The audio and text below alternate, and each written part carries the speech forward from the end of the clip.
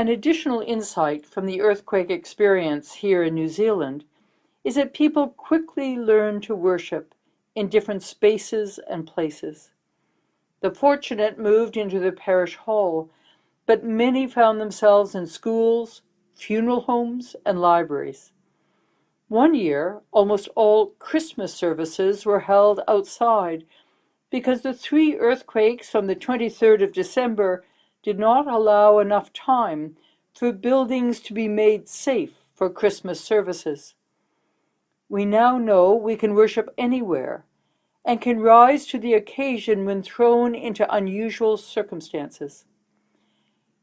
People sit closer together by necessity and find they enjoy the enhanced sense of community. But what we do miss, with the loss of dedicated sacred space, is the possibility of slipping into church for prayer and quiet reflection. Gone are so many sacred spaces. Each space is used by many organizations, university lectures, community meetings, and 12-step organizations meet when and where they can.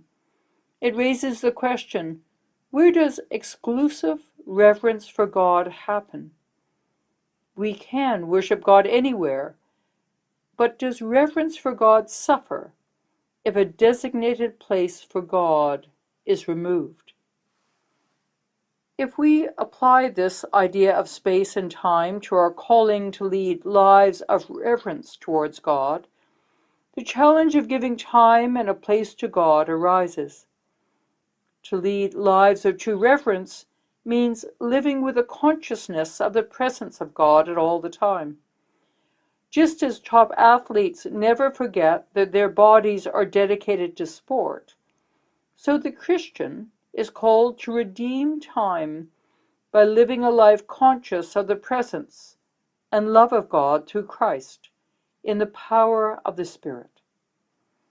The consciousness of God is nurtured by daily prayer and scripture study, and at least weekly attendance at Eucharistic worship.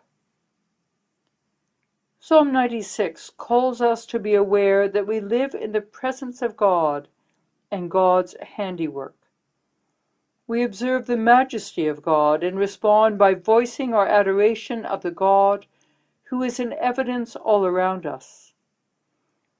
Ascribe to the Lord the glory due his name, says verse 8, and tremble before him is found in verse 9.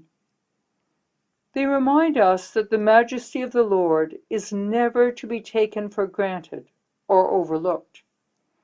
Every glimpse of the glory of God invites awe and wonder. Nor is it only the human population that praises God. Let the field exult, and everything in it. Then shall all the trees of the forest sing for joy. Verse 12. Reverence means living one's life an acknowledgement that God is sovereign and reigns over heaven and earth.